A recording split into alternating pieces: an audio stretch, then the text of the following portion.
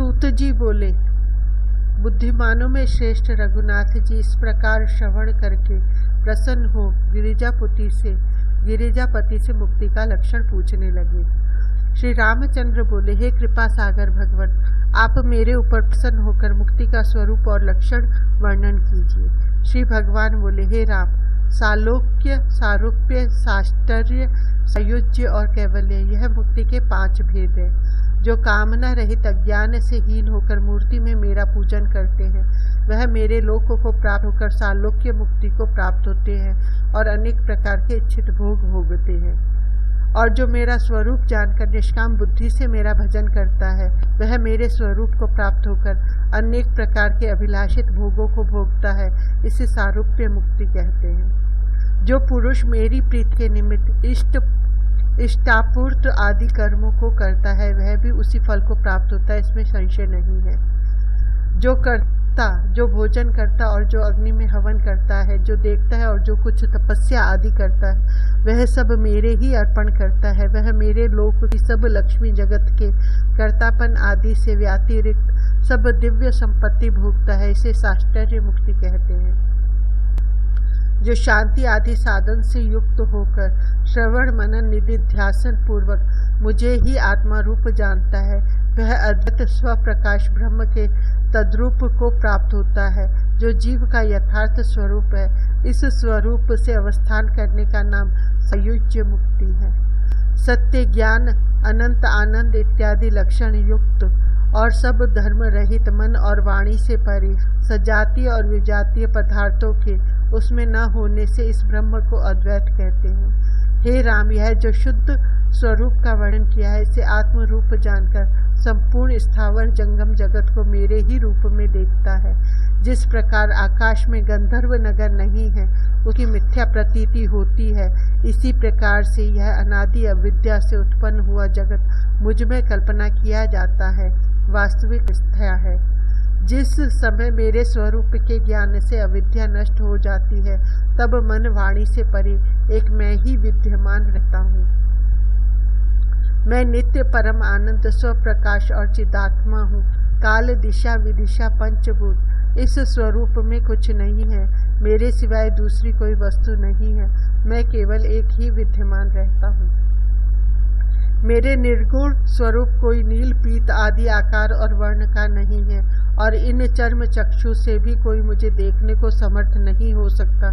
जो कोई हृदय में बुद्धि से मेरे स्वरूप को जानते हैं, वे ही ज्ञानी मुक्त हो जाते हैं। श्री रामचंद्र जी बोले, हे भगवान, मनुष्यों को शुद्ध ज्ञान किस प्रकार से होता है?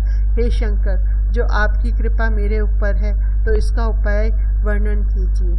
श्री भगवान बोले, ब्रह्मलोक पर्यंत दिव्य देहों को भी नाशवान समझकर भार्या, मित्र, पुत्र आदि इन सबको क्लेशदाता और अनित्य समझकर इनसे चित्त की वृत्ति पृथक करे, और श्रद्धा पूर्वक ज्ञान प्राप्त होने के निमित्त मोक्ष शास्त्र वेदांत में निष्ठाशील होकर उसी के जानने का उपाय करता हुआ ब्रह्मवेता गुरु के निकट जाए।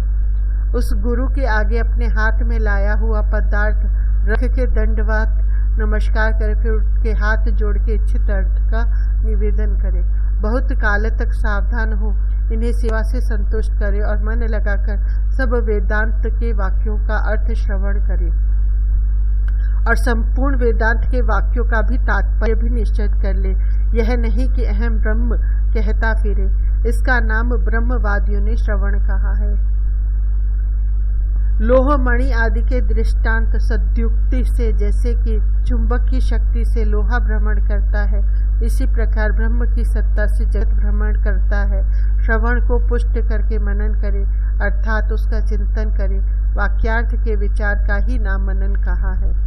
ममता और अहंकार रहित, सब में समान संग वर्जित, शांति आदि साधन संपन्न होकर निरंतर ध्यान योग से आत्मा से ही ध्यान करने को निधिध्यासन कहते हैं। संपूर्ण कर्म के क्षय हो जाने से जो आत्मा का साक्षात्कार है, उसी को शीघ्र और उसी किसी को चिरकाल में होता है। जिसे प्रतिबंधक नहीं होता उसे शीघ्र, और जिसे प्रतिबंधक होते उसे देर में होता है।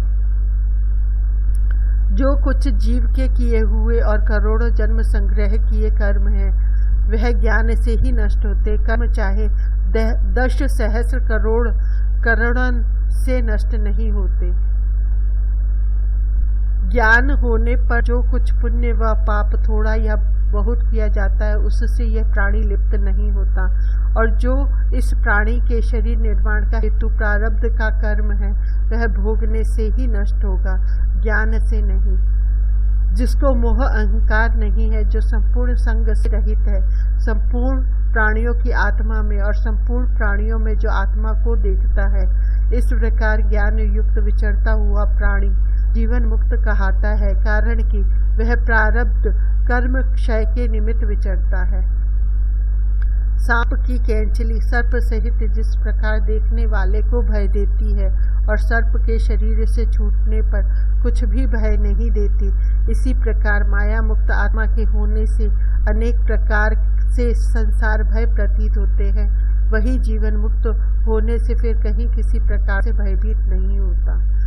जिस समय इस प्राणी के हृदय की वासना संपूर्ण नष्ट हो जाती है और वैराग्य प्राप्त होता है, तभी यह प्राणी अमृत हो जाता है।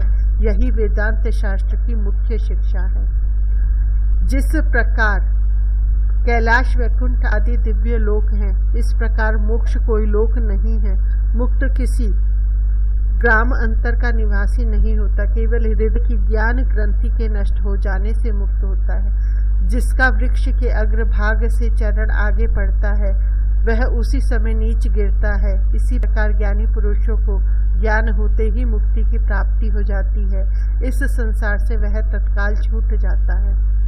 जीवन मुक्त पुरुष तीर्थ में व चंडाल के घर में देह त्यागन करे अथवा ब्रह्म का चिंतन करता हुआ देह का त्यागन करे किंवा अचेतन होकर मृतक हो जाए, वह ज्ञान के बल से मुक्त ही हो जाता है। जीवन मुक्त किसी प्रकार के वस्त्र धारण करे व नग्न भक्ष्य अथवा अभक्ष्य कुछ भी खाए, चाहे जहाँ शयन करे, वह प्रारब्ध कर्म के क्षय हो जाने से मुक्त हो जाता है। जिस प्रकार दूध में से निकाला हुआ घृत यदि फिर दूध में डालो वह घृत उसमें नहीं मिलता, इसी प्रकार ज्ञानवान संसार से विरत होकर फिर जगत में आसक्त होता नहीं। हे रामचंद्र, जो इस अध्याय को नित्य पढ़ते और सुनते हैं वह अनायास देह बंधन से छूट जाते हैं। हे राम, तुम्हारा अंतःकरण जो संशय के वश हो रहा है, इस कारण तुम इस अध्याय का पाठ करो, इससे अनायास तुम्हारी मुक्ति हो जाएगी। इति श्री पद्म पुराणे शिव गीता सूपनिषत्सु शिव राघव संवादे 13 अध्यायः। शिवजी से ब्रह्म साक्षात्कार की विधि सुनकर अब दूसरे साधनों से प्रश्न करते हुए रामचंद्र जी बोले, हे भगवान, यद्यपि तुम्हारा रूप सच्चिदानंदात्मक, निर्वयव, क्रियाशून्य और निर्दोष है तथा सब धर्मों से परे मन और वाणी के अगोचर, तुमको सर्वव्यापक होने से जीव सर्व स्थान में स्थित आत्मा स्वरूप से देखता है। आत्मविद्या और तप ही जिसका मूल साधन है, जो उपनिषदों का मुख्य तात्पर्य है, जो मूर्ति रहित संपूर्ण भूतों का आत्मा अर्थात सब जीव जिसके अंश हैं, जो कारण का कारण अदृश्य स्वरूप है, जो अति सूक्ष्म और इंद्रियों से अग्राह्य है, वो ब्रह्मग्राह्य कैसे हो सकता है? उस सूक्ष्म से चित्त की वृत्ति किस प्रकार हो सकती है, यह मुझे संदेह है। इसी से बुद्धि व्यग्र है, इसका उपाय आप वर्णन कीजिए। श्री शिवजी बोले, हे महाभुज रामचंद्र, सुनो, मैं इस विषय में उपाय कहता हूँ। प्रथम सगुण उपासना करते करते चित्त को एकाग्र करे और स्थूल सौराम्भिक अन्याय से निर्गुण स्वरूप से चित्त की वृत्ति प्रवृत्त करे। स्थूल सौराम्भिक अन्याय इसको कहते हैं कि प्रिय मनुष्य को जिस प्रकार मृग जल दिखाकर रवि यथार्थ जल है, ऐसा प्रताड़ना से बुलाकर फिर वास्तविक जल दिखाते हैं, इसी प्रकार प्राणी को प्रथम साधन आदि का उपदेश कर फिर ब्रह्म ज्ञान कथन करते हैं। और इस प्रकार जाने कि इस अन्न के पिंड स्थूल देह में जन्म मृत्यु व्याधि यही दृढ़ता से विद्यमान है, अर्थात निश्चय ही इसकी दशा बदलती रहती है। ऐसे स्थूल देह में प्राणी को अहम भाव से जो आत्मबुद्धि दृढ़ हो जाती है वह नहीं मिटती। आत्मा कभी जन्म नहीं लेती, आत्मा कभी जन्म नहीं लेता और इसका नाश भी नहीं होता, कारण कि यह नित्य है। अब शरीर की अवस्था वर्णन करते इसकी निस्सारता प्रतिपादन करते हैं। उत्पत्ति, होना, अस्थि, परिपक्वता, वृद्धि, क्षय और नाश, यह 6 अवस्था इस शरीर की है। और घट में स्थित आकाश जिस प्रकार निर्विकार है, इसी प्रकार इस देह में आत्मा विकार रहित है। इस प्रकार देह और आत्मा इन दोनों के धर्म परस्पर विरुद्ध हैं। अज्ञानी जन अविद्या से देह को आत्मा मानते हैं और ज्ञानी देह से आत्मा को पृथक देखते हैं। घड़िया में गला करके डाले सुवर्ण की कांति के समान प्राणमय कोश है। यह स्थूल देह के अंतर प्राण आदि वायु से बद्ध वर्तमान है, परंतु पाईवादी इंद्रियों से युक्त, चलना आदि कर्मों से युक्त, क्षुधा पिपासा से व्याप्त और जड़ होने के कारण यह आत्मा नहीं है। आत्मा चैतन्य रूप है जिसके द्वारा यह जीव अपने शरीर को देखता है। आत्मा ही परब्रह्म, निर्लेप और सुख का सागर है। अज्ञान इस ब्रह्म का ग्रास नहीं कर सकता, न ब्रह्म किसी वस्तु का ग्रास करता है, अर्थात वह अनामय, परिपूर्ण, सर्वत्र सुख स्वरूप है। उसे कार्य कारण की अपेक्षा नहीं है। उस प्राणमय कोश के अंतर्गत मनोमय कोश है। वह संकल्प कल्प रूप बुद्धि और इंद्रियों से समायुक्त है। काम, क्रोध, लोभ, मोह, मात्सर्य और मद, यह शत्रुओं का षड्वर्ग और ममता, इच्छादिक, यह संपूर्ण मनोमय कोश के धर्म हैं। जो कर्म विषयनी बुद्धि और वेद शास्त्र से निश्चित की गई है, वह ज्ञान इंद्रियों के सहित विज्ञानमय कोश में स्थित रहती है। इसमें कर्तृत्वपन का अभिमानी निसंदेह वह जीव विद्यमान है, जो इस लोक तथा परलोक में गमन करता है, व्यवहार में जिसको जीव कहते हैं। आकाश आदि के सात्विक अंश से ज्ञानेंद्रियों की उत्पत्ति होता है। आकाश से श्रोत्र, पृथ्वी से घ्राण, जल से जीवा और तेज से चक्षु और वायु से त्वचा उत्पन्न होती है। इस प्रकार यह इंद्रिय 5 भौतिक है। जीवत्व प्राप्ति के 3 शरीर हैं, स्थूल, सूक्ष्म और कारण। स्थूल का अंत सूक्ष्म और सूक्ष्म का अंतः कारण शरीर है। सूक्ष्म शरीर को ही लिंग शरीर कहते हैं। इन तीनों शरीरों में 5 कोश रहते हैं, अन्नमय, प्राणमय, मनोमय, विज्ञानमय और आनंदमय। स्थूल शरीर में अन्नमय कोश है, सूक्ष्म शरीर में आनंदमय कोश है। इन 5 कोशों में अन्नमय कोश से वर्णन करके लिंग शरीर के 3 कोश कहकर लिंग शरीर के अवयवों का वर्णन किया है। इन 5 भूतों के सात्विक आदि अंश से बुद्धि और मन उत्पन्न होते हैं, जिसमें बुद्धि निश्चयात्मिकता और मन संशयात्मक है। और वचन, हाथ, पाद, वायु, वचन, हाथ, पाद, पायु ऊपर यह 5 कर्मेंद्रिय तो आकाश आदिकों के रजोगुण अंश से क्रम पूर्वक उत्पन्न होते हैं, और उन सबके रजोगुण समान मिलने से 5 प्राण आदि वायु उत्पन्न होते हैं। यही 5 ज्ञानेंद्रिय, 5 कर्मेंद्रिय, 5 प्राण, मन और बुद्धि मिलाकर सहस्र अवयवों से लिंग शरीर की उत्पत्ति होती है। यह लिंग शरीर तपाए हुए लोहखंड की समान गोल है। इस कारण परस्पर के अध्यास पढ़ने से साक्षी चैतन्य से युक्त है। जहाँ साक्षी चैतन्य लिंग शरीर से अध्यास को प्राप्त होता है, वही आनंदमय कोश है। उस आनंदमय कोश का जो कर्तृत्वपन का अभिमानी है, वही उपासना और कर्म फल से इस लोक तथा परलोक में कर्म फल का भोगने वाला कहा जाता है। और जिस समय निद्रावस्था में यही आत्मा लिंग शरीर के अध्यास को छोड़कर केवल अपने स्वरूप में अविद्या संयुक्त रहता है, तब इसकी साक्षी संज्ञा है। अंतःकरण आदि इंद्रिय और इनकी वृत्ति, अनुभव और स्मृति, इनका दृष्टा होने से अंतःकरण का अध्यास होने पर आत्मा का साक्षित्व और भोक्तृत्व, यह दोनों ही योग्य होते हैं। अंतःकरण का अध्यास हुआ तभी साक्षित्व, और केवल अंतःकरण का अध्यास नहीं ऐसा हुआ तब भोक्तृत्व होता है। इसके उपरांत ऋतम पिबतो सुकृतस्य लोके गुहाम प्रविष्टो परम परार्धे छाया तपो ब्रह्म विदो वदंती पंचाग्नयो ये त्रिकरणाचिकेतः। इस श्रुति को कहते हैं आतप बिना आच्छादित बिंब रूप ईश्वर, छाया आच्छादित बिंब रूप जीव। यह दोनों ब्रह्म के प्रकाश से प्रकाशित है।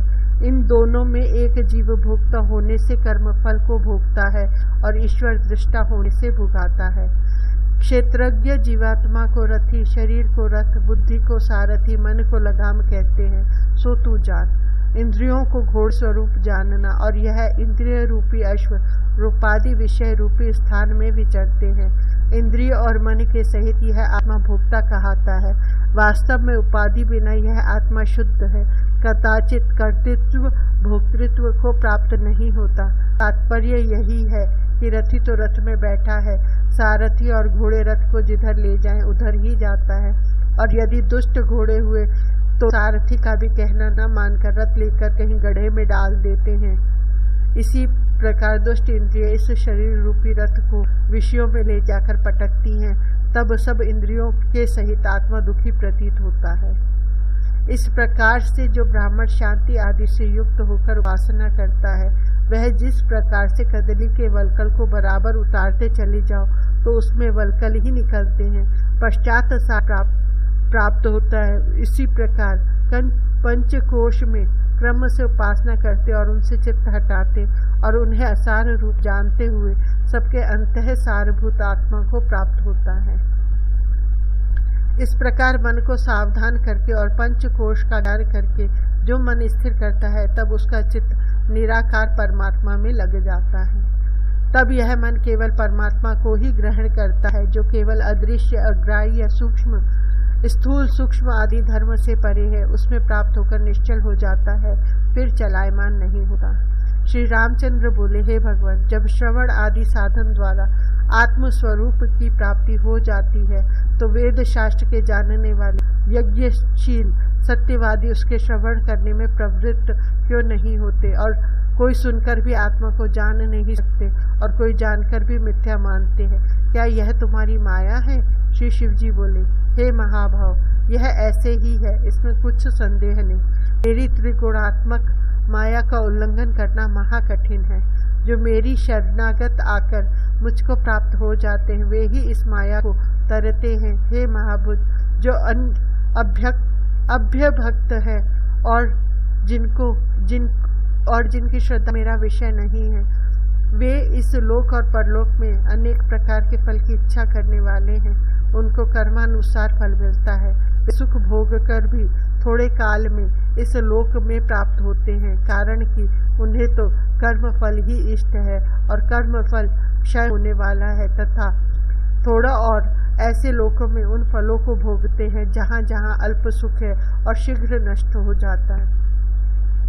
इस बात को न जानकर जो अधम मनुष्य कर्मों को करते हैं, वे माता के गर्भ में उत्पन्न होकर बार बार मृत्यु के मुख में पड़ते हैं। अनेक प्रकार की योनियों में उत्पन्न हुए किसी एक प्राणी की करोड़ों जन्म के संचित किए पुण्य से मेरे विषय भक्ति होती है। वही श्रद्धा युक्त मेरा भक्त ज्ञान को प्राप्त होता है, और दूसरा करोड़ों जन्म भी कर्म करने से मुझे प्राप्त नहीं होता। इस कारण हे राम, और सब त्याग कर केवल मेरी भक्ति करो। दूसरे और सब धर्मों का त्यागन करके एक मेरी शरण में हो, मैं तुमको सब पापों से छुड़ाकर मुक्त कर दूंगा। तुम सोच कुछ मत करो। हे राम, तुम कुछ कर्म करते, जो भोजन करते, जो हवन करते और जो देते हो तथा जो तप करते हो, वह सब मेरे अर्पण करो। हे राम, इससे अधिक मेरे में दृढ़ वृत्ति होने का दूसरा साधन नहीं है। इसका तात्पर्य यह है कि शरीर, इंद्रिय और प्राण तथा मन के जो जो धर्म हैं, उनका त्याग करके मुझको आश्रित हो, अर्थात मुझे प्राप्त हो। इति श्री पद्म पुराणे उपरि भागे शिव गीता सुपनिषत्सु शिव राघव संवादे पंचकोशोपवादनम नाम 14 अध्यायः।